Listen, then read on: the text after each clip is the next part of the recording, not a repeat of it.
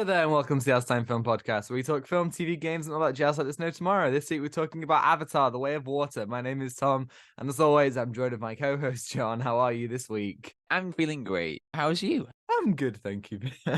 Oh, Happy New Year, by the way. We're not recording it on the 1st of January, but this episode comes out on the 1st January. So a happy Yeah. 2023. Wow. Amazing. So yeah, let's Yeah. we talked about the first Avatar a couple of weeks ago, so you can check that video out if you are interested. But let's talk about Avatar: The Way of Water. Briefly explain the plot for those who don't know. Okie dokie.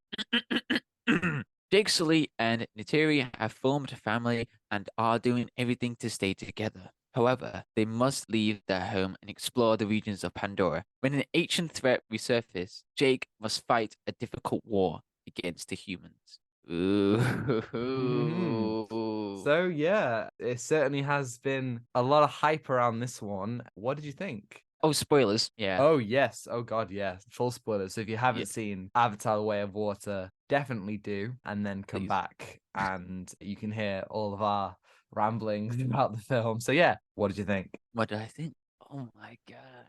Oh my. Okay, I've seen this in 3D. This was like a out of body experience. Watching it in the cinema with the 3D glasses, which I haven't worn for years, and I sat there and I was just amazed with everything in the film. And this is cinema. I'm not even kidding. This was just an amazing film that just pieced together perfectly. And it made me thought about this is one of the genres I really like, like exploring worlds and recurring villain as well. That's the one thing I miss, like recurring villains. Like, yes, that's what I need. But oh my God, this was just incredible. What do you think? What do you think? Yeah, I'm with you on that. I mean, I haven't seen a 3D film in possibly around a decade, to the point where I didn't even have any 3D glasses. I bought some new Oh, ones. Honestly, this doesn't make me want to see everything in 3D, but it reassures me that Avatar is, and James Cameron is creating this experience that is on such a different level. We can say this now because 2022 is over, but we can say pretty confidently that this year, while it has had some real stinkers of oh blockbusters, yeah.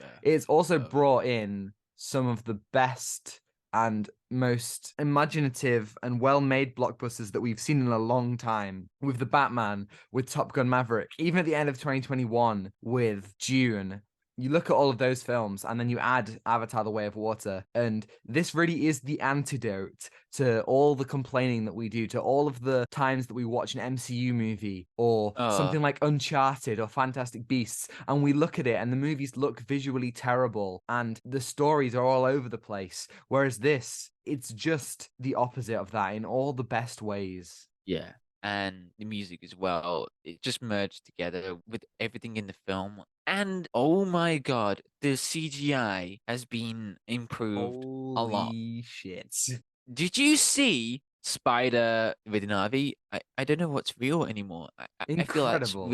that is just incredible. And then I'm just like beyond amazed how they done the underwater sequence. Oh It my God, honestly I was was just just like this film has been in the making for so long, and they have pushed the technological developments of this movie so far. And I think that's the first and foremost thing that I think the Avatar series excels at is the visuals and the way that it takes you away into this world and the way that it crafts it. The stories, of course, stray into fairly generic, stereotypical, not a knock on that, because I think the stories are still very well done. But the thing that you come to Avatar and the thing that Avatar needs to deliver is the visual spectacle. And I think that this film, as you said, it was an out of body experience. It was something that I haven't experienced in a film for so long. Like, I think the last time I did was yeah. The Batman, which, yeah, that was still only about what, 9 months ago? But still, it's felt like forever since I've had not even films like Everything Everywhere All at Once, which I would count as a blockbuster, and I'm sure will come up next week when we talk about the best films of 2022. That film was great, and I would definitely say it was like a blockbuster, but these big films don't sweep me away in the way that this film did. And that was amazing. Like, I spoke last week, I said briefly that there was a couple of times CGI didn't really fit, and I will elaborate on that. It was specifically whenever humans were interacting with their surroundings, like at the end when Yeah. Neytiri meets Jake in his human form. It is a little bit off, But in this film, all that Yeah, is gone. As you're saying, every time there's a human and interacting with a Na'vi or on Pandora, it is seamless. It is beautiful, and the way that the water interacts with like the Na'vi skin. Honestly, it's visual effects on just another plane of existence. yeah. And it just completely just blew my mind of like how much detail they put into like the first one. Cool. Pandora, floating stuff, floating islands. And then in this film, they explore the way of the water with like sign language, with like a whole different region of like water, and then plants, animals. It felt like I was watching a David Attenborough documentary. I don't know, just like here we have a whale and its mother. I don't know, bro. It Well, it was just amazing. that's a dark David Attenborough documentary. We have a whale and its mother being hunted by humans. Oh no, I mean, no! Please don't that was remind me of that that was scene. That such was a so sad. powerful that's such a powerful part about this. Like, I feel like both films have a message of saving the environment and protecting Mother Nature, and this film takes it to Yeah. another level and is very overtly just like save the whales. God damn it! Look at how they're God suffering, damn it! We and need to save the like whales. Yes.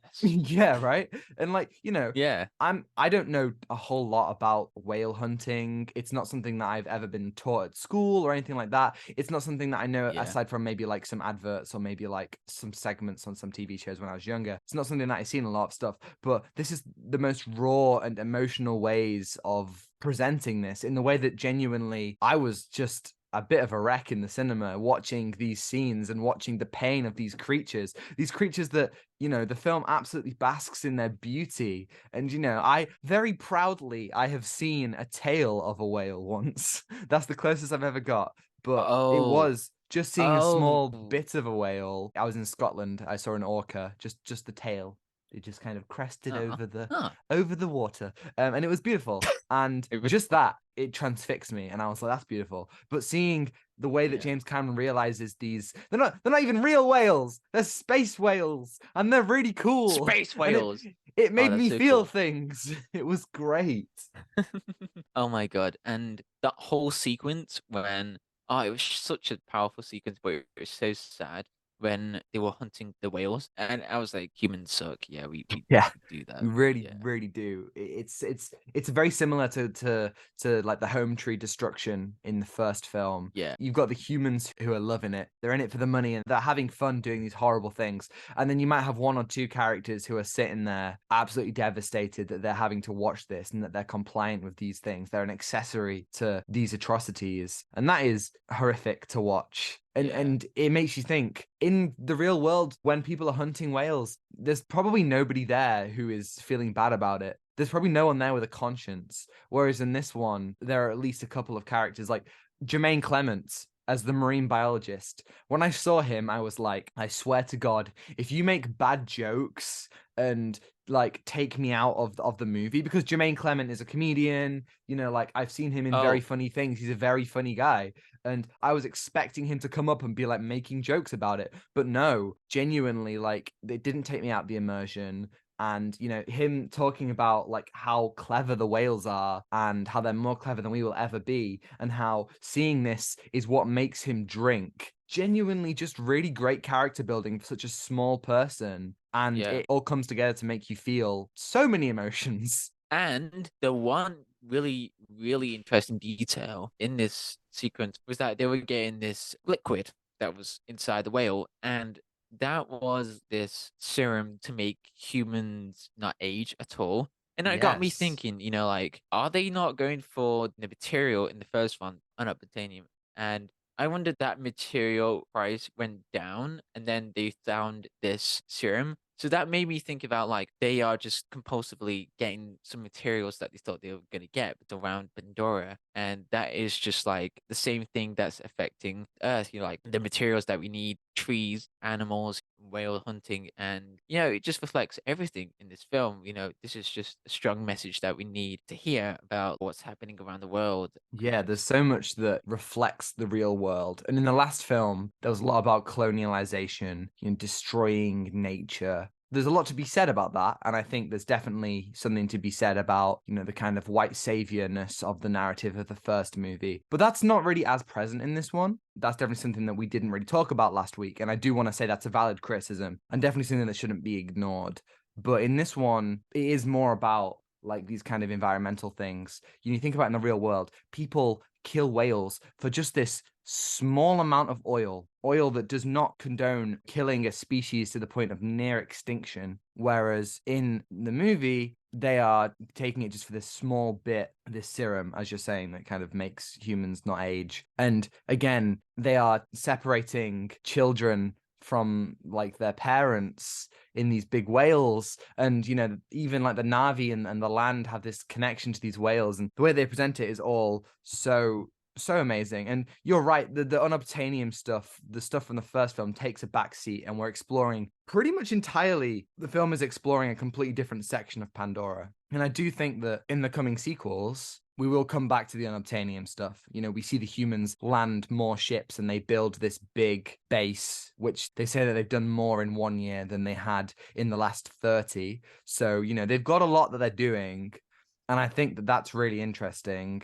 And there's definitely a lot to be said about all that. But I also think that, again, this is at the end of the day is an action fantasy adventure, and it uses the messages that it wants to tell in the best possible way. Because my God, when the whale attacks at the end, it's the most cathartic shit I have ever seen. Just like there's just so many great moments where.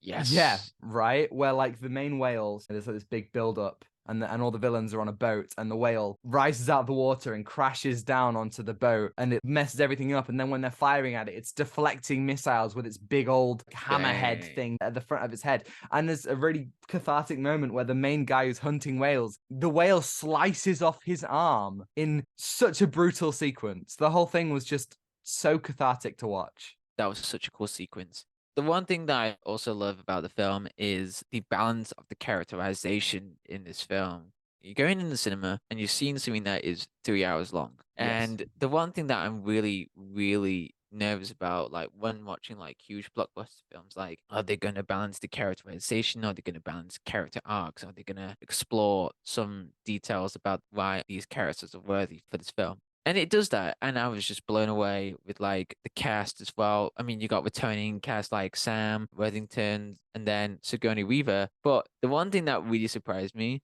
was like how balanced it was throughout the film. I was like constantly engaged. Wait, Vin Diesel? I also noticed this. No. Vin Diesel is on the cast list on Google. I think we're He's just gonna not in the ignore movie. that. He might be cast in the sequels, but he's not in the movie. Um, Also, Michelle Yeoh's in it. She's in the third one. She's not in the second one, but she's cast in the third one. oh, So, why? I was confused. I was like, did I miss the Doctor? Did I? Can you imagine if I don't know if I want to see Vin Diesel in an Avatar movie, or maybe I do. Maybe that's what we need in our society. Maybe Vin Diesel's gonna just like take it to Oh the my next God. level. You know what this film's all about, don't you? Family. And you get that with the Family. kids in the movie. They definitely like the kids probably do more than the adults in the first one. The adults in the first one take a back seat, and it's more about like these kids learning to understand the way of water and themselves. I thought that was really good. And I think that this is something that turns a lot of people off, which is the length of the movie. Now, I'm with you. I'm always worried, like, oh my God, what if this is horrifically paced and I can feel every minute of the 3 hour runtime. And I know people that don't like the first one because it's really long.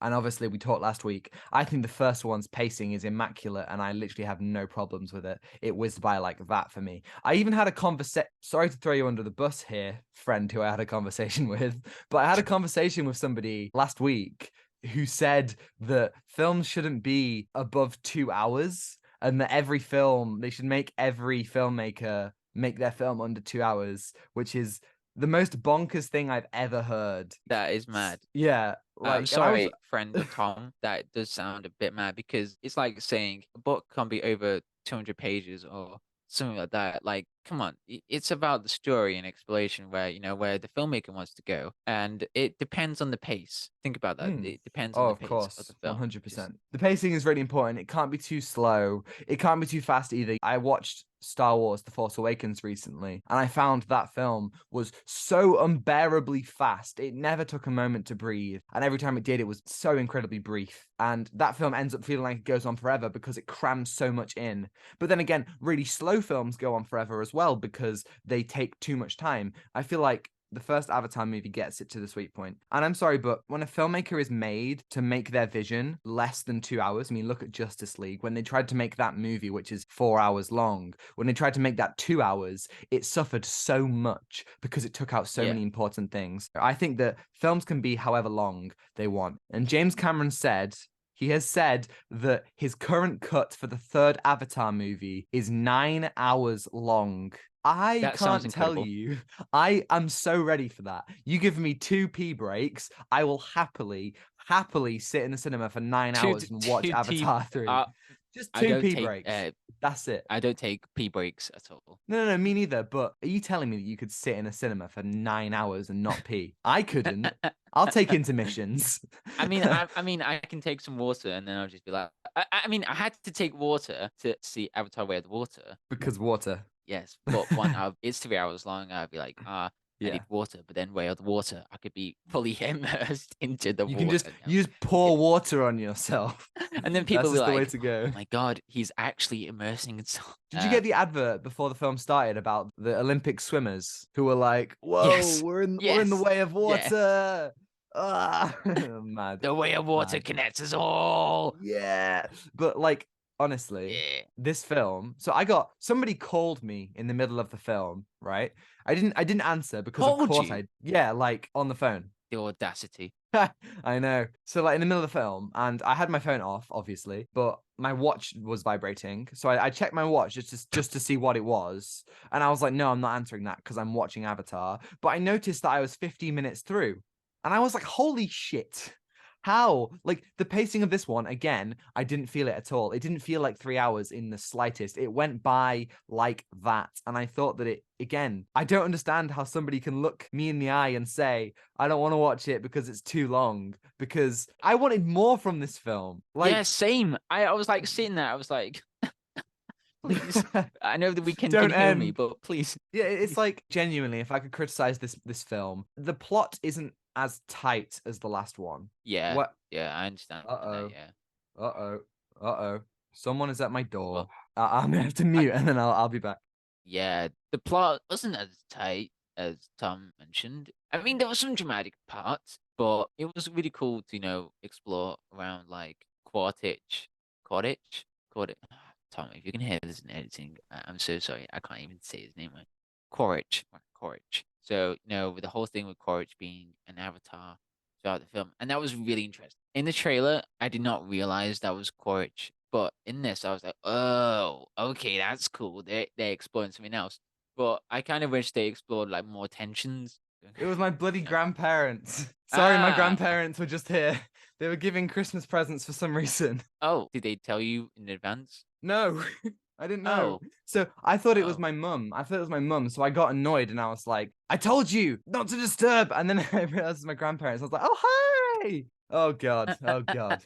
I was Anyway, talking I for yeah, a bit. I heard basically what you were saying. Yeah, the thing about this movie, and this is why I want an extra half an hour, maybe, the film doesn't develop fully everything that it's trying to do. For example, Neytiri, she's not in this movie that much. What she does get is great, but I would have liked to explore, how does she feel about leaving her home? Truth. She talks about it a little bit at the beginning, but we don't really get to see her acclimatizing to this new kind of place. And Spider, we don't get to feel his struggle between human and Navi. That isn't really developed. And as you're saying with Quaritch, they don't really develop the fact that he is now in an avatar body. It's all Yeah. there, all the pieces are there, but they could have been stronger. And it's not a huge deal. It's not like it doesn't really ruin the movie. But when I say that I want this movie to be longer, I mean it. Like I I really do needed to think be that half an hour longer.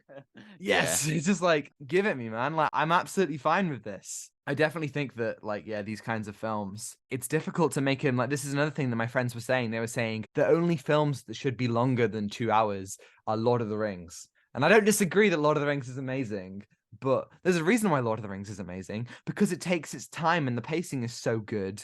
And the way that it crafts everything in its 3 hour runtime is so meticulous. Yeah. And I think that this film is very similar, but could be done a little bit better. Yeah, I see. Like, it just needs to reel the pieces together. Maybe it'll do that in the third one. How Courage Nine feels. hours Well, I long. mean, please, please. I don't mind. I don't mind. I'll be like, Oh, I'd okay, you take it. need I to really clear would. the schedule. 9 hours. Yeah, I'll be fine. If it's 9 hours, they could literally turn that into a trilogy of its own, where each film is 3 hours long. Like Oh my that's God. that's how long a 9 hour movie would be. I think that would also be the longest Trilogy. movie ever made because I think the Oh, longest oh, movie at the moment stands at like 7 hours. what is the longest movie ever made? The Cure for Insomnia. Oh my god, Oh, that title stands alone. how long is it? It's 85 hours. No way! Really? Sorry. Did you say 85 hours? I'm not joking. It says Holy 85 hours. shit. Never mind. Never mind. Avatar won't even come close. That's insane. That is insane. Okay, it's an experimental film directed by John Henry Trimmers V. Wow. Wow. Okay, wait. Should we watch it? Should we spend should we spend It, 4 days dude, watching it? it's the. Or do you have to be an Oh my or do you have God! to have Right, The do you have to Cure. have an Let me insomnia check. to... Let me check on Amazon if it's still there. Do they have it on VHS? Imagine this. It was in VHS. How many tapes would it have? Oh, that's a good question. I don't know how much time a VHS tape can hold. Quite a lot, I guess. Oh my god, we've Cure for derailed Insomnia. Right, we've derailed right. I'm so looking on. far. Back to Avatar. I want to ask. So this film, as you mentioned whilst I was gone, this film or maybe you mentioned it before then. I don't really know. This Okay. film sees Sigourney Weaver come back as Kiri, the miraculous conception of Grace from the first film.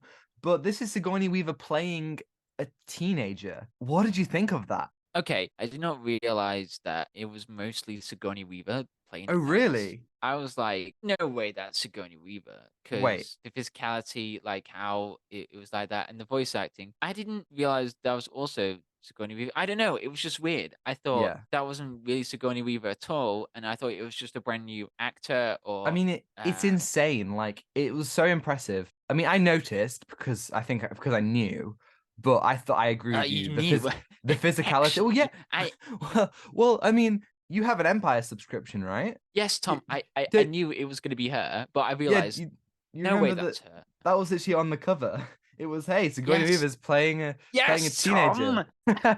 I know, but I was like, no way that's Sigourney Weaver because she played it so well. I don't Yeah, know. she It did. was just so bizarrely weird. I don't know. I don't know. I kept on imagining just like all the kids in the movie, like on set with just 70-year-old Sigourney Weaver being like, "Hey kids, I'm not your buttercup. Let's go swimming." Like, I just imagine her like 3 foot taller than everyone else. Was she walking around her knees? Was there a body double? I mean, how they did it was just so well integrated and just like, wow, this movie was just pushing boundaries on every single level. Oh, she's 73. Yeah, Well, I yeah. mean, she must be 69 when the film was made. They filmed 2 and 3 at the same time, and they filmed it quite a while ago. But they were apparently, I think they were doing reshoots as late as 2022. So that they've been Whoa. they Oh, they, they wow. were I think they were working on it until the last minute. That was crazy. I James know. Cameron would be like, okay, everyone back to the studio after the premiere of Avatar 2. Like, Yeah. Come okay, on, guys, we got 9 hours to shoot. stop eating the popcorn. Yes, we don't care about the Oscar. Come on, let's do the studio. Come on, come on. Oh yeah. Do you think this movie is going to be an Oscar contender? Did it win anything at the Oscars? I First one? think I think the first one probably won visual effects. I mean, if it didn't, that's a bit ridiculous. Wait, I don't know why I had this brainwave. I watched an interview of Bill Nye, great guy, Yes, great absolutely. actor. Yeah, Yeah, I the watched Love Actually recently. Again, he's so great good. rock star. When did Pirates of the Caribbean, The Man's Chest, did it come out All in right, 2009? something like that. Yeah, because he was Right, Davy Jones. Okay, well, yes. I've got the Oscars Oh, for that's the first 2006. Avatar. Sorry, that was 2006. 2006. Wow. Wow. Jeez. Okay, so here's the first Uh, Avatar Oscars. It won Best Visual Effects, Best oh, Cinematography, good. and Best Production Design. And it was also nominated for Best Picture, Best Director, Best Original Score, Best Sound Mixing, Best Film Editing, and Best Sound Editing. So it won three, Wow. but was nominated for a load of others. So I definitely think that a lot of those So, categories, the second one's gonna probably get nominated for. If the second one doesn't win visual effects, I have no idea what is wrong with the Academy. Because this film yeah, is the far and Academy. beyond the greatest visual achievement I've ever seen. Yeah, when Avatar came out, the first one, I remember people talking about it, but Avatar 2, I hope the whole Avatar franchise gets more talked about because I think this is just an amazing visual achievement. Well, I mean, And as it stands, as we're on the day of recording this on the 21st of December. So obviously, when the video comes out, it will have changed. But I think the box office currently stands at about 500,000. oh So wow, it's doing well. It's doing well. But I have noticed that I'm not seeing a lot of people talk about it like in real life. So I don't really know how this is going to do, whether this is going to have legs. Yeah, so it's currently stood at $497,000. So it's probably going to hit 1 billion, but the question is whether it will go beyond. And that actually brings me to my next point. Do you think this film deserves to be as big as the first one? No, we didn't really talk about this 2 weeks ago when we did the first movie, but do you think that this film deserves, because apparently, according to James Cameron, when he spoke of GQ magazine, he said that this film needs to become the third or fourth biggest film of all time to make a profit, which means it needs to gross over $2 billion. Now, that's probably, he's probably over exaggerating. It probably doesn't need to make yeah. over 2 billion. But do you think this film deserves to be alongside the first Avatar and Titanic and Avengers Endgame and be one of the highest grossing films of all time? In my personal opinion, yes. Because I feel like this film was just meant to see at the cinema. Like it was meant to create that experience like you haven't experienced for years. And with those films, like these are like experiences to watch at the cinema. Endgame. Okay, but Avatar, Yeah, Titanic, I mean, and I all of guess those, you could make an argument that Endgame, is a good cinematic experience. yes, with an audience, I guess, like it's very Yeah. hyped up. It's Oh very yeah, absolutely. crazy. Absolutely. Yeah, yeah. I remember you telling me that people applauded at the end of Yeah, Endgame, yeah, I was like, which wow. never happens at the cinema in the UK. Yeah, which never happens. People clap like, oh yes, aha, yes. Haha, What a good film. Yeah. a fine Ahaha. piece of cinema. Ahaha. With this, I really hope it deserves this $1 billion. What James Cameron's trying to achieve, I hope it does because I want to explore more of Pandora, but also to crown this film with the visual achievement and with the characterization, but also with the world building, and it just makes you want to watch more, which is absolutely incredible because usually with films you'd be like, oh, that was a good film. I mean, it doesn't need to go for a sequel. When a film leaves you with something, you feel like, wow, I need to go back and watch it.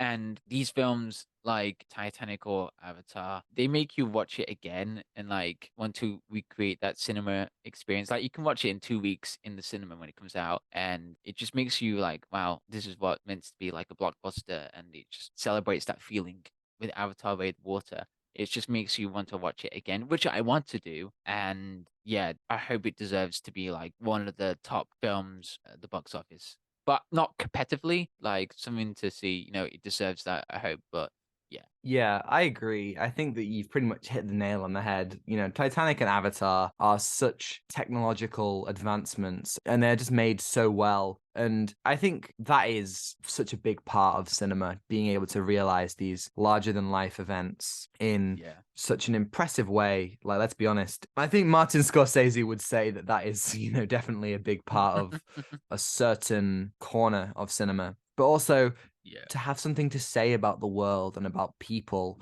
And I think Titanic and Avatar really exactly. hit that. And I think The Way of Water has arguably a much more important thing to say than the first Avatar, which is Yeah, about the oceans and the whales and the planet and protecting it. The first Avatar has that message, but it's so much more important now, 13 years later. The world is genuinely in a horrible place right now, and the messages of protecting the planet, it is very important right now. And I think that therefore this film definitely comes at the right time. And obviously, there's also place for Marvel. There's place for Endgame. Endgame also has cinematic value. I think it has less cinematic value, but it's not for me to say. People like it. It's the second highest grossing movie of all time. Great, I'm with that 100%. But yeah, I Cool. do think Yeah. I would like this film to be up there with them because I mean, is it as good as the original? Like, what do you think? Is Way of Water the better That's Avatar very hard movie? to it's very hard to decide with both of them because I absolutely love them. But with the first one, I don't know. Something I said last week about there was a bit of dialogue that wasn't really right. Which I think this film fixes. Yeah, it The does. problems that the It does. problems that we had last week, the CGI being a little bit off sometimes, and the very expositional dialogue. This film definitely doesn't have those issues. The visuals are immaculate in every sense of the word, and the dialogue is so tight in a really great way. So yeah, I do think it improves there, and obviously in the visual department and avoiding a lot of the, as I said, a lot of the white savior stuff of the first movie. But I do think I preferred the first movie purely because I think the narrative is tighter.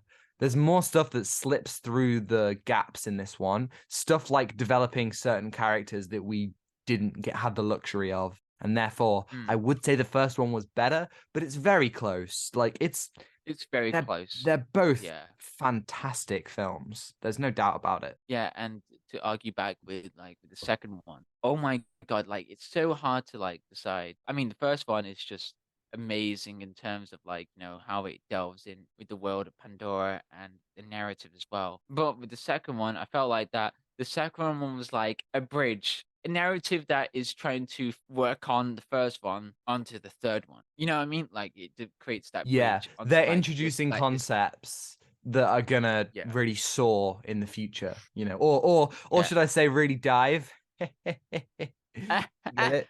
Get it? Haha. Funny, Good, funny, good funny. stuff. But I mean Uh, that I definitely think that the third one is gonna be huge narratively. yeah, it's This gonna be I'm huge. really excited Yeah. for that. There was some editing choices around the middle of this film. Oh Like yeah, they there was would some weird they ones. they would cut back and forth between the kids kind of learning the way of water and Quaritch learning the way of the forest and like how to kind of be in tune with his Navi body and get one of the flying creatures. And I think that the balance of the two wasn't always there. But at the same time, I really liked having that angle of, the kids, and we get to know them before the final act where they're all in danger, and we get to see them, all like being happy, and we get to see, with Kiri, we get to see her exploring herself and this connection to the land that she has, and Loak, and he's a bit hot-headed, but he ultimately wants to impress his dad, and Took, who is just the cutest little child, and they're all kind of butting heads with like the other tribe, and I thought that all worked really, really well. Yeah, Quaritch just learning about how to be the Navi was an interesting concept, but I thought that's Mm, gonna bring a lot more into the third one. Like, mm, I wonder where he's gonna go with that whole yeah. concept in the third one. Like, is he gonna meet other Navi? At the end, when he starts to drown, I was like, are they going to kill him again and then bring him back every single film? They're like, we recorded your memories again. But no, I thought it was really That'd be funny. interesting that, That would be funny. yeah, Yeah. right. But I thought it was really interesting that Spider is his son and that Spider decides to save him at the end.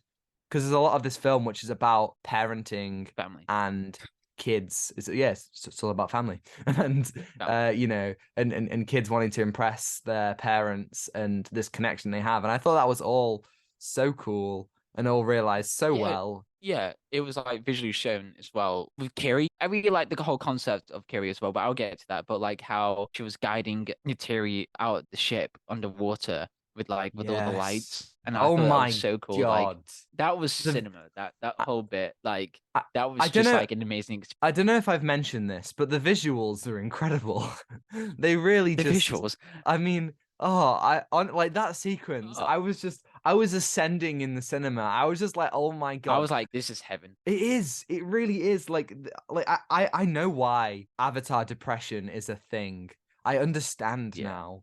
Seeing it at the cinema, like I've probably never made a bigger blunder in my life to decide not to go and watch the re-release of Avatar in September of Wait, 2022. I can't there believe I was a didn't do it. re-release. Oh my God, John, there was a re-release and I didn't do it. There was a re-release. I have nightmares at night. I can't believe that I There missed was a it. re-release. There was a re-release. I know. Depression. Oh.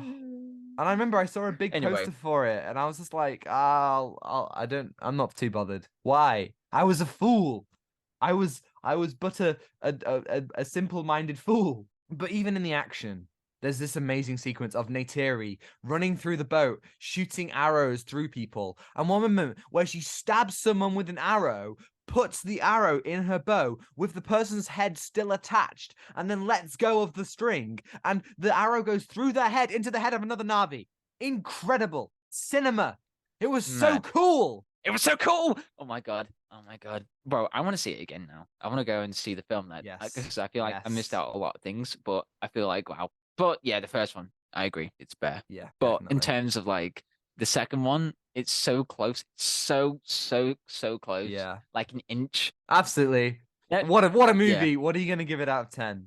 Oh my God, this is hard. Right, I'm gonna give it a 9. I agree. I agree. 9 out of 10. I'm just so happy that it was so good, so great. It And was great. yeah, Oh my I think God. I think everyone should go and watch it just for the Please do. spectacle, Please, for please do. We need a James Cameron. We need to make more movies. Yeah. yes, absolutely. Avatar Way of the Water. Please tell us what you think about the film. This film was just something to see at the cinema and to experience. It's gonna be so hard to replicate that when you're gonna watch it on TV. Like, wow, Oh yeah, that looks so absolutely. cool. Absolutely. And whether Yeah, you're a fan of 3D or not, see it in 3D. You will it is definitely heavenly. get an amazing experience from just taking that extra leap. Yeah, because 3D was a bit weird. You wouldn't really experience that much. Like, oh, cool. There's some stuff Yeah. coming out. I've never understood 3D until I watched this movie and I was like, Right. oh, I get it. And I don't Uh, even think that the 3D was consistently amazing. It wasn't like things were flying out at me the entire time, but it, you there were just was, involved. yeah, You were just there was involved in the there film. was just like a level of depth that was just made you feel that you were part of it. Depth. Good joke. No, I no, don't know about you, but I want to go swimming.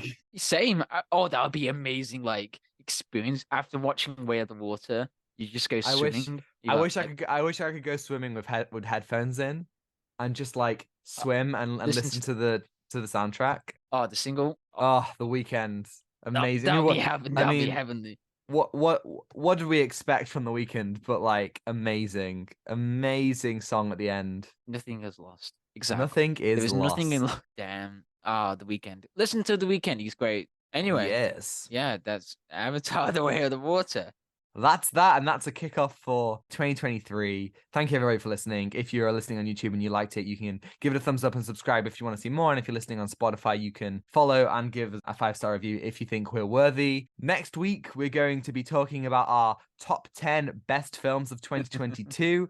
So, will Avatar be there? Maybe, maybe not. You just have to tune in and see, but there definitely will be some Ooh, all-time bangers.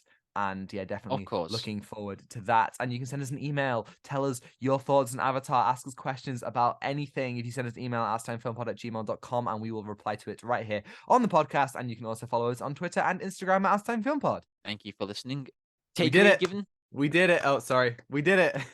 We did it, lads. We did it. We did it. We found it. 2022 We movies found. done. Yeah. Absolutely. Anyway, Absolutely. yeah, absolutely, yes, absolutely, definitely, yes, exception. I don't know what I'm saying. Take a vegan. Give nothing back. Goodbye. Goodbye.